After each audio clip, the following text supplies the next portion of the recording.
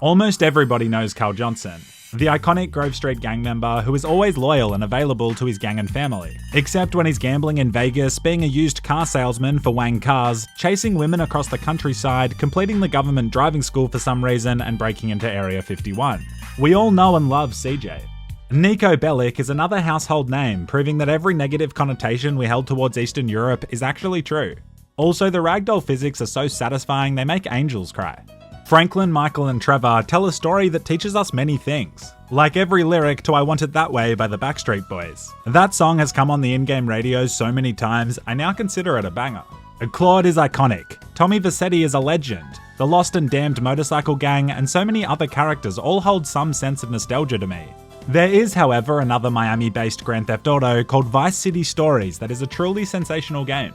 Meet Corporal Victor Vance, a US Army soldier who goes from serving his country to managing a multi-million-dollar criminal empire. If you didn't have a PSP, then there's a good chance you've never played this or even heard about it, making it one of the most underrated games in my opinion. Thanks to my mate Snowyf, I was able to set up an emulator and play. Vic Vance reporting for duty, sir! The sergeant sends me straight to work, and by work I mean collecting narcotics for him. Only in Miami. I take the bike Rockstar have subtly indicated I should ride and meet the sergeant's contact. He's on a boat with plenty of low poly booty, and so I party with them, but then the boat explodes. I swim back to shore being shot at the entire time, and then jog my wet ass back to the base, all for $50. It isn't all bad though. I get to sleep in this barracks with 11 other dudes. We all shower together too. The military is surprisingly sus. The sergeant then asks me to go and shoot some terrorists. Kidding, he asks me to meet his good friend Phil. I take a Hummer down to Phil's yard, and the big girl is already in the truck, ready to go. Phil hates one thing in this world, and that is Mexicans. He asks me if I can help kill some that are currently squatting in his townhouse. There's quite a few Mexican gangsters, and so I steal the truck off some dock worker and aggressively ram them. It works quite well, and perhaps more impressive and frankly inspirational is that the hero dock worker runs back over and steals his truck back despite the gunfire. With the Mexicans dead, I head inside what can only be described as a truly disgusting crack den. I eliminate the remaining men. Mission passed, $100. Having fun! Rock and roll! The Sarge keeps giving me stereotypical soldier jobs like finding a hooker that he's in love with called Mary. I managed to find Mary's friend, and I guess they just don't have squat racks in Vice City. Mary's friend is really nice. I'm Mona, by the way. If there's anything I can do for you, or to you, just let me know. I think she wants to have premarital sex with me, which may be the most disgusting thing I've ever heard in my life. We arrive at the party with some more low poly booty for everyone. I have to beat up these two scholars as they disrespected the women. You may have noticed that this version of the game is actually just San Andreas redesigned to be Vice City Stories. It's a really cool mod. I take her back to the base, and you can imagine my surprise when I'm met by the entire army. I'm blamed for the narcotics and the hookers and receive a dishonorable discharge. I kicked out onto the street with nothing but this stripped out baby blue polo. I hop onto this pizza delivery bike and ride over to Phil's place, which will now be my new home. It's super spacious with great natural light. Someone was even kind enough to remove the Mexican corpses. We've got a little chair here. You could only describe this place as humble yet ambitious. I go over and see Phil again. I feel we're less work partners now and more friends. Lower your pants and prepare to cry. I'm gonna give you a shotgun suppository. Only if you like the video, you dodgy malaka. Phil asks me for some help with, you guessed it, killing Mexicans. He literally just wants to drive around shooting them. I mean, at least he's getting out of the house, which is always healthy, although this is by definition a hate crime. I wasn't ready for Phil's next mission. Due to the bootleg way I was playing this game, I was having technical issues. It kept crashing and I had input problems, but like Phil and his racially motivated dreams, I pushed through. He asks me if I can use a forklift and load up this truck before the warehouse explodes. I'm not a certified forklift operator, but in theory, this shouldn't be too hard. Wrong. The time they give you is insanely short. If you make one mistake, you lose, and it's easy to make a mistake. This forklift gets stuck more frequently than adult actresses in 2015. This mission became to me what Vietnam was to my character Victor Vance. Yes, the mission was hard, but half the time I'd do the long drive there, and then the factory would just explode immediately. I didn't even get to try. Sometimes the game would just straight up crash to desktop, and I'd be left sitting in my room with nothing but tears. 3 long hours later, I managed to get the game to work, and I completed the mission. I was so happy, I just ran through the streets faster than a Mexican runs from an honest day's work. I apologize, Phil's a terrible influence on me. I decide to take a small break from the warehouse 9 till 5 and become an ambulance driver. My brother-in-law's an ambulance driver, and I once asked him if he'd seen loads of bodies, and he just said yes, and it was awkward. His name's Paul, and he's a great guy, but he won't steal one of those Pethrox pain relief green whistles for me. Nothing worse than an unpaid dowry. It turns out I'm a pretty awful paramedic. The patients have to get into the vehicle themselves, and I kept accidentally running them over. Don't blame me, blame the draw distance. It was time to get back to becoming a crime lord, which seems to be the goal of 70% of my content regardless of what game I'm playing. Phil tells me of a friend he has who's a big player in Vice City. You can imagine my disappointment when I drive towards the icon on the map and arrive at a trailer park. I meet Marty and his girlfriend Louise, who both seem warm. Marty, Mary Beth's been sick. Don't be using that baby as an excuse, Louise, because I'll hit her as well as you. Marty asks for some help with the job. He wants help going legitimate so he can take over the island from a corner office behind a mahogany wooden desk in a tailored suit.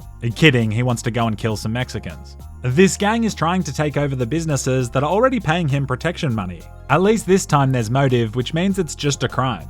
We beat up the gangsters and break everything to demonstrate that we're here to look after and care for this humble grocery market.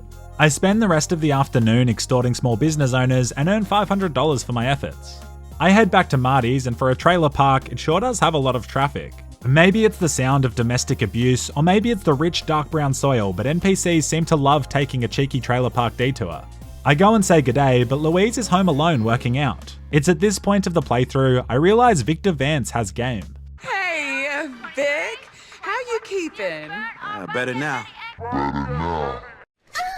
Unfortunately, Vince keeps getting blocked by Marty, who wants me to run errands with him. He owns a repossession business as well, he's balling. I'm assuming that he lives in a caravan by choice. I guess it's less to clean. While repossessing my neighbour's truck, I ran into another technical barrier. The San Andreas VC Stories mod only goes this far. The game crashes if you complete the mission. There's no way I could have possibly known this. Well, I could have checked, and Snowif did actually write me a 5-page PDF document explaining how all this stuff works. My Discord server would not function without Snowif. So I did the brave thing. I read his document like an intellectual hero, and I downloaded a new version of the game that was an exact copy of the PSP version. I then replayed every mission and caught us back up to where we were. Meet the PSP version of Victor Vance. Now back in the saddle, there's only one thing to do. Aggressively hit on Marty's baby mama. Hey, Louise. Hey, Vic, how are you? Getting better. Well, all right. You could hang laundry on that sexual tension. Louise asks if I want to hang out, and we say yes. It's kind of a date, and she wants to do the most romantic thing a lass residing in a trailer park can think of. A quiet gnocchi dinner paired with a rich, earthy Cab Sav wine.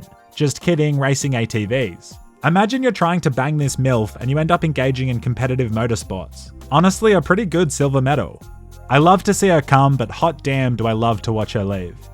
I keep hanging out with Louise, and she tells me that she's left Marty. Nothing like getting caught in the middle of a redneck breakup to make you feel alive. A lot of her possessions are still in Marty's trailer. We go and fetch them, and she wants to be in and out with no trouble, and so I pull out my shotgun and brutally murder what I can only assume was every single one of Marty's closest friends and family. I'm actually jealous of how many people this guy knew. He must have been so loved. I decide to explore the city a little bit and maybe get some new clothes or shoes. Instead though, I find a black market garage that installs a remote-controlled bomb in your car for $500. I park the car right outside the public hospital as I'm not a big believer in the Geneva Convention. I love how retro these explosions look now. I drive home, but I'm swarmed by police and SWAT just because of the colour of my skin and maybe the fact that I just committed domestic terrorism. I run inside, and yes, my apartment may only have one camping chair, but it has bulletproof windows, which I'm now thankful for. I go and talk to Marty, who has more work for me. Unfortunately, it seems like he doesn't know that I murdered his family tree and am trying to plough his miso. He asks me to go and take over one of the Mexican brothels. I drive over, and it's honestly the most depressing thing I've ever seen.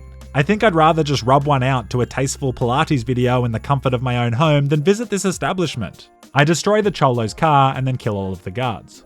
I head inside, and it's so disgusting that Vance instantly becomes HIV positive. What's the chair in the corner for? I have so many questions, but the important thing is we take over the business. Marty is now the proud owner of the most depressing venue in Miami. It's been a minute since I visited my old lady, and so I go in to check on her, and it appears she's been eaten by Jabba the Hutt. Kidding, this is her sister. She tells me that Louise has been kidnapped by Marty, which is just classic him. Giving trailer park people a bad name with all his shenanigans. I chase after him, ramming his vehicle until he finally jumps out. He then runs at me with his fists out like a champion, but a shotgun typically beats punches. I then hop into the truck and Louise says she knows a place we can chill until the heat dies down. On the drive, Vance asks how she'd feel about getting an abortion, but she's all like, "My baby's already been born." We arrive at our new home, and after everything I've done for this woman, the people I've murdered, she drops this. You're okay, Vic Vance. Not even a thank you over the pants wristy.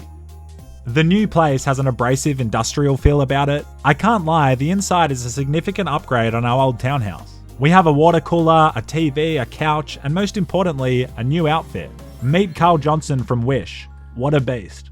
I drive over and visit Mrs. Blueballs, and she says I should take over Marty's businesses, which sounds like a swell idea. Louise says she'll show me the ropes. When you think of Miami, you think of Hawaiian shirts and bikinis, not trailer parks, wife beaters, and unwanted pregnancies, but not all roads to the top are the same. First, we recruit some muscle to back us up and save on petrol money. I ask them to join by pointing a submachine gun at their face until they agree, also known as consent. Louise then drives us to one of Marty's old businesses in the family station wagon like it was the school morning drop-off, except way more shooting. Or maybe less shooting. We take out all of the remaining guards and are now in charge of his entire criminal enterprise. It sounds more impressive than it is, but it's still a great start. And most importantly, I can now fulfill my lifelong dream of becoming a pimp.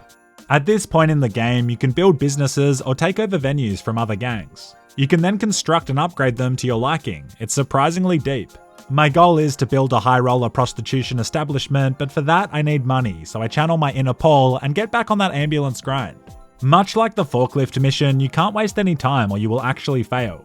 Games used to be harder to make them feel longer. As a result of this, I don't have time for the patients to clear the way, and so I have to reverse back over them, crushing them under my wheels. The caveats of free healthcare. I get the cash and drive back over to my site and begin construction on my crown jewel. It takes a few in-game days for construction to complete, and so I head back to my townhouse and put on this new outfit I just unlocked. Vic Vance has officially gone from soldier to pimp, which is arguably a step backwards. The new venue is looking clean and tidy. The businesses need to be managed and run properly. The pimp game is not for those who lack ambition and organizational skills. I head upstairs and there's no doors on the rooms, which could be embarrassing for those men that cry after sex. Not me, I'm not a beta, I cry during.